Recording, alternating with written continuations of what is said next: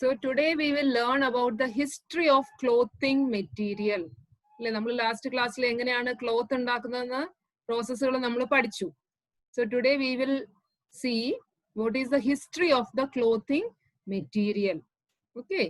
So have you ever wondered what materials people used in ancient times for cloth? അല്ലെ പണ്ട് കാലത്തുള്ള ആൾക്കാരൊക്കെ എന്ത് ടൈപ്പ് ഓഫ് ക്ലോത്ത് ആണ് യൂസ് ചെയ്യുന്നത് നിങ്ങൾ കണ്ടിട്ടുണ്ടോ? പിക്ചേഴ്സിലൊക്കെ നിങ്ങൾ കണ്ടിട്ടുണ്ടോ? എന്താണ് ഇലകളും മരത്തിന്റെ തൊലിയും അല്ലെ അങ്ങനെയൊക്കെ ഉപയോഗിച്ചിട്ടാണ് അവര് എന്താണ് ക്ലോത്ത് ആയിട്ട് അവരെ മറയ്ക്കാൻ വേണ്ടി യൂസ് ചെയ്തിരുന്നത് അല്ലെ? പിക്ചേഴ്സിലൊക്കെ നിങ്ങൾ കണ്ടിട്ടുണ്ടാവും.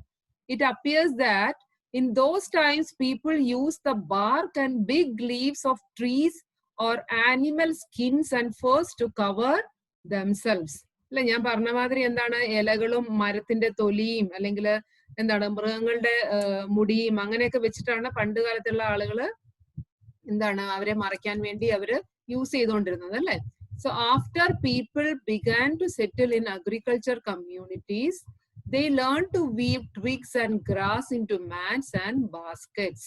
So എന്താണ് അഗ്രികൾച്ചർ കൃഷിയുടെ ഡെവലപ്പ് തുടങ്ങിയതിന് ശേഷമാണ് എങ്ങനെയാണ് പുല്ല് വെച്ചും വൈക്കോല് വെച്ചിട്ടൊക്കെ അവര് ഡിഫറെന്റ് മാറ്റുകളും ബാസ്ക്കറ്റുകളൊക്കെ ഉണ്ടാക്കാൻ വേണ്ടി അവര് പഠിക്കാൻ തുടങ്ങിയത് അല്ലെ?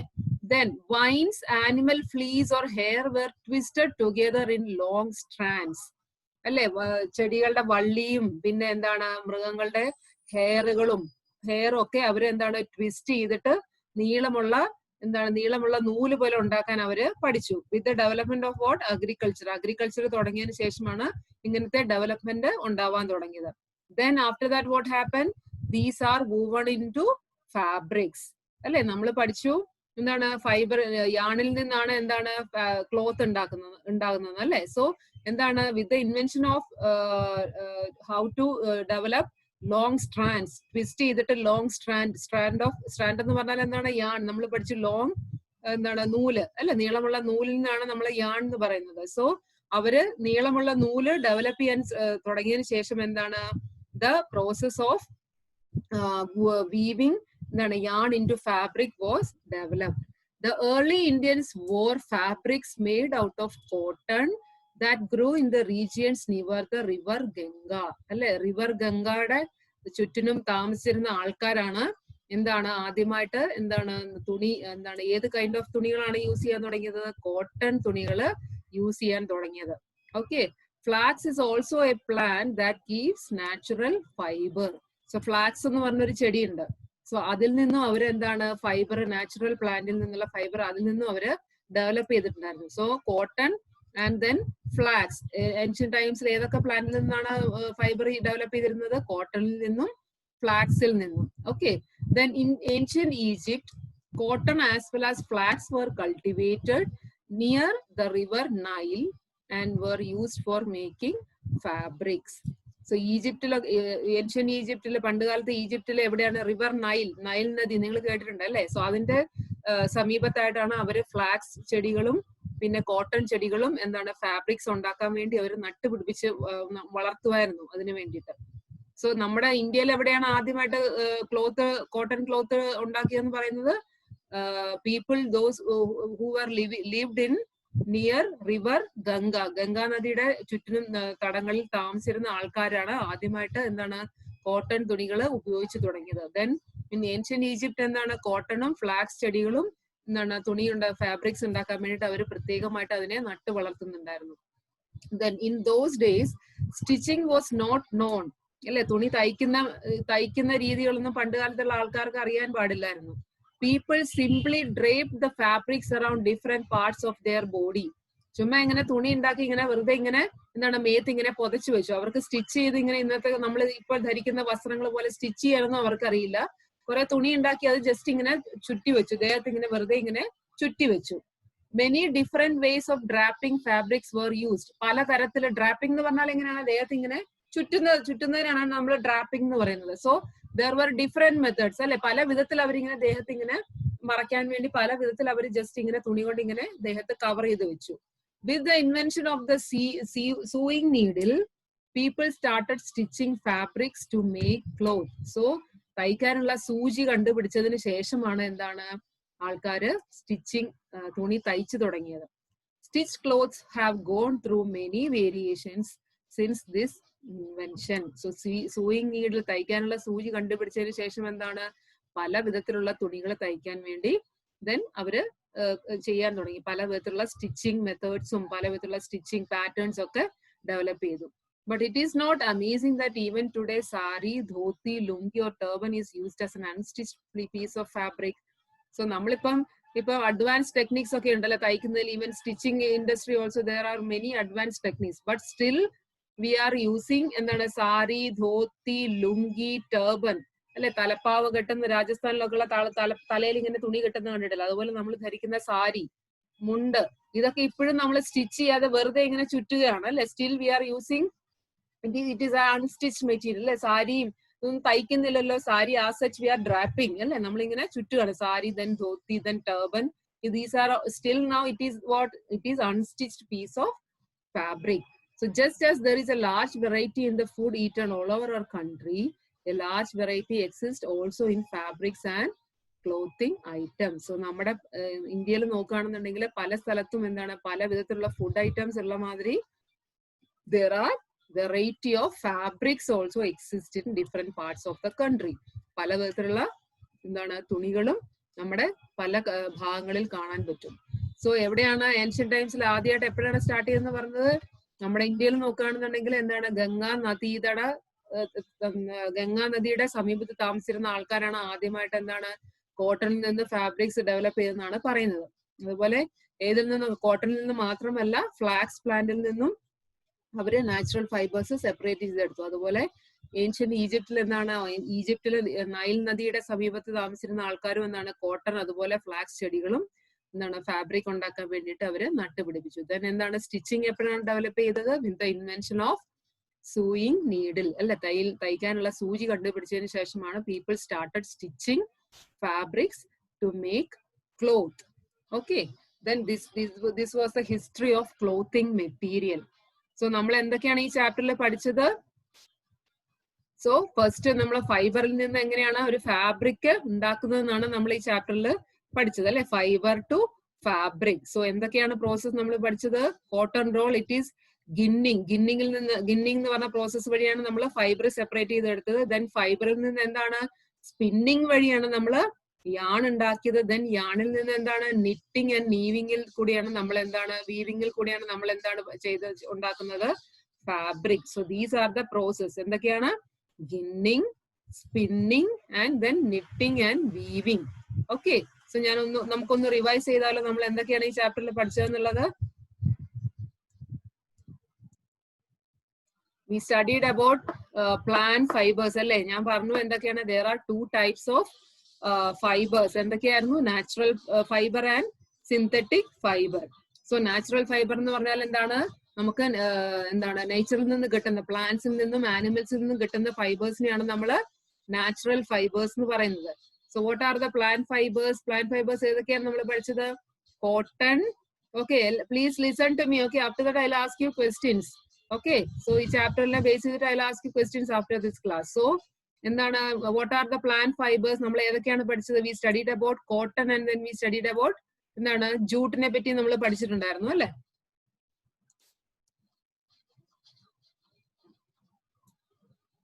സോ എന്താണ് നമ്മൾ പഠിച്ചത്? there are two types of fibers, natural fibers and artificial fibers. So ഒരു ഫാബ്രിക്കിന്റെ what is the basic unit? It is fiber. ഫൈബറിൽ നിന്ന് നമ്മൾ യാൺ ഉണ്ടാക്കും, യാണിൽ നിന്നാണ് ദെൻ എന്തുണ്ടാക്കുന്നത്? ക്ലോത്ത് ഉണ്ടാക്കുന്നത് അല്ലെ. So fibre, yarn and then cloth.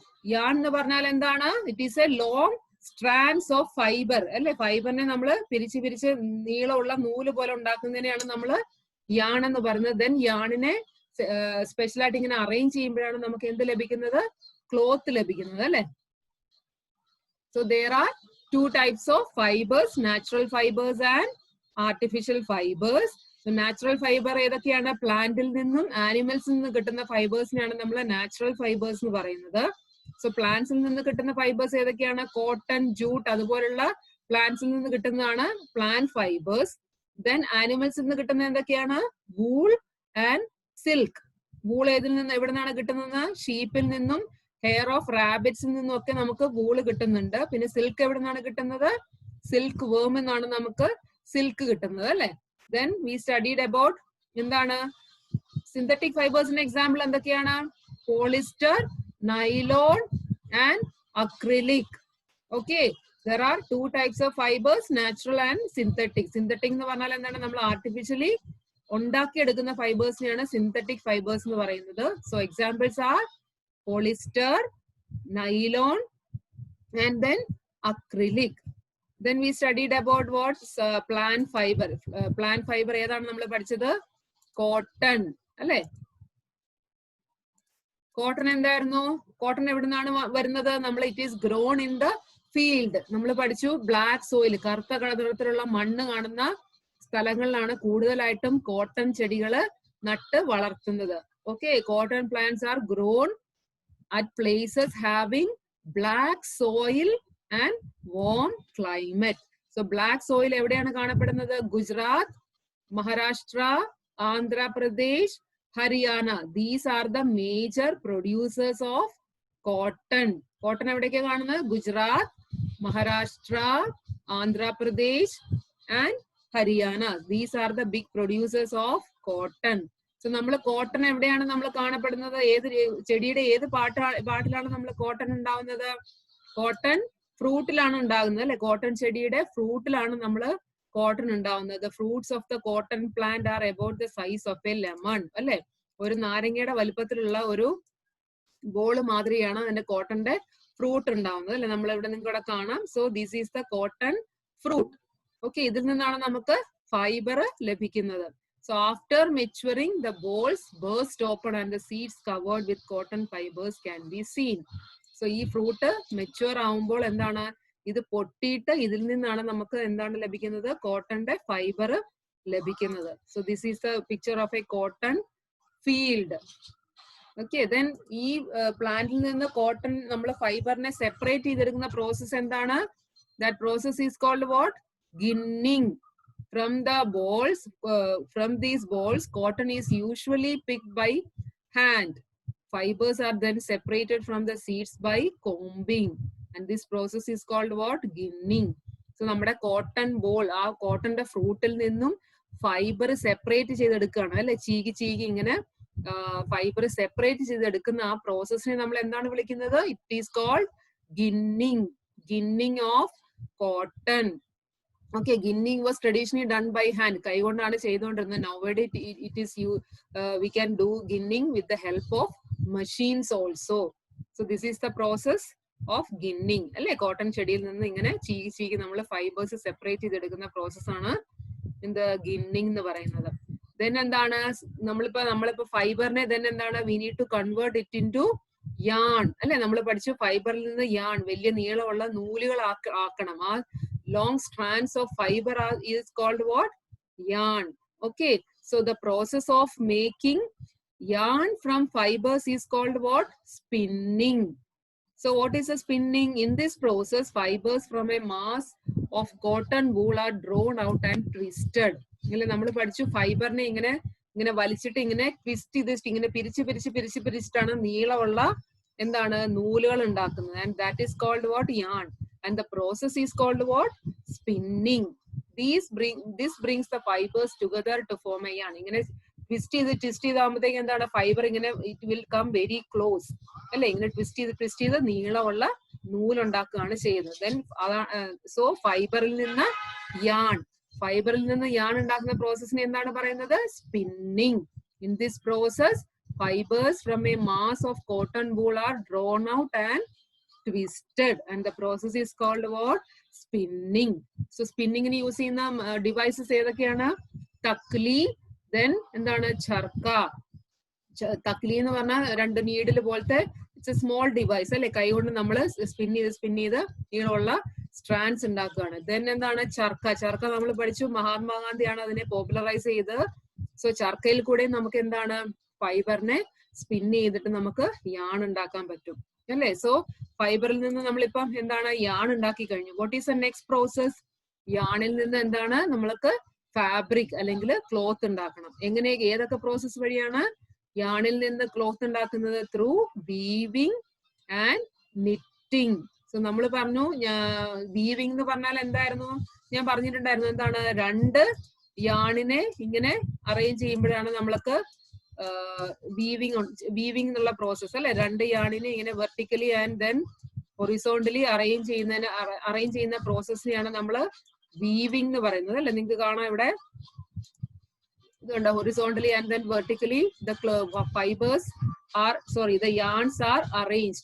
ഇങ്ങനെ നീളത്തിലും എന്താണ് ഇങ്ങനെ കുറുകയും ഇങ്ങനെ എന്താണ് യാൺസിനെ ഇങ്ങനെ അറേഞ്ച് ചെയ്തിട്ടാണ് എന്താണ് ഫാബ്രിക് തുണി ഉണ്ടാക്കുന്നത് അല്ലെ. സോ ഇൻ വീവിംഗ് എന്താണ്, 2 sets of yarns, രണ്ട് യാൺ ഉപയോഗിക്കുന്നുണ്ട് ഹൊറിസോണ്ടലി ആൻഡ് വെർട്ടിക്കലി. അതിനെ അറേഞ്ച് ചെയ്യുമ്പോഴാണ് നമ്മൾക്ക് ഫാബ്രിക് ഉണ്ടാകുന്നത്. That is one process. So weaving ഏത് മെഷീനിലാണ് ചെയ്യുന്നത്? It is done in looms അല്ലെ. തറി എന്ന് പറയുന്ന മെഷീനിലാണ് അല്ലെ. കൈത്തറി എന്നൊക്കെ പറഞ്ഞില്ലേ, കൈകൊണ്ട് ഓപ്പറേറ്റ് ചെയ്യുന്ന തറിയിലാണ് നമ്മൾ വീവിംഗ് എന്നുള്ള പ്രോസസ്സ് ചെയ്യുന്നത്. Then the second process is called what? Knitting. Knittingil എന്താണ്, only one yarn is used.